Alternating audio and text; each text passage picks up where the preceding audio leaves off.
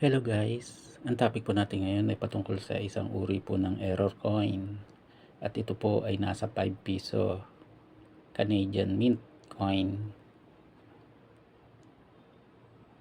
at ang bariyang ito ay may series mints po na 1995 hanggang year 2017 at ang bariyang ito ay 1997 po. At ito po ay hindi parte po ng BSP series sapagkat ito po ay walang mint mark. May parte po ng BSP series yung pong may mint mark, pero ito po ay hindi parte sapagkat ito po ay gawa po ng Canada, wala siyang mint mark.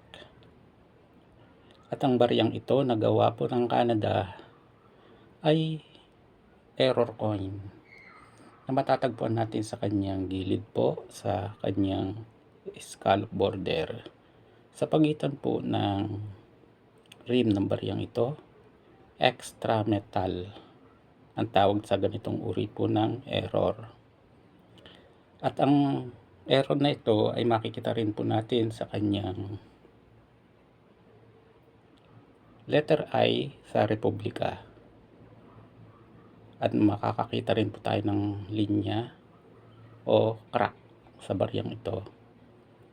Gayun din naman po mapapansin po natin na hindi po malinis ang pagkagawa po ng letter B sapagkat puno po siya ng dumi o yung metal, excess metal.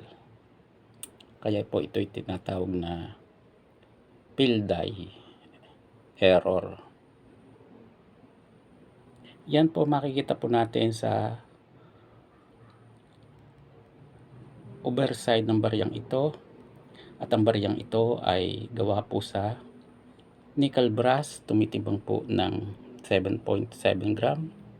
Meron po itong diameter o luwang na 27 mm at thickness o kapal na 1.87 mm. At sa kanyang likuran po ay makakakita rin po tayo ng error.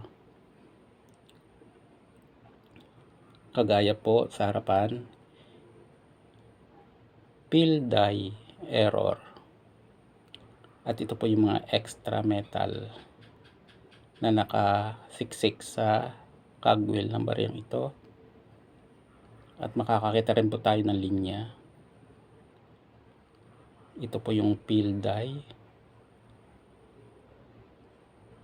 Hanggang dito na lang po, at kung kayo po ay makakakuha ng ganitong uri ng pang error, maaari po ninyong gawing souvenir.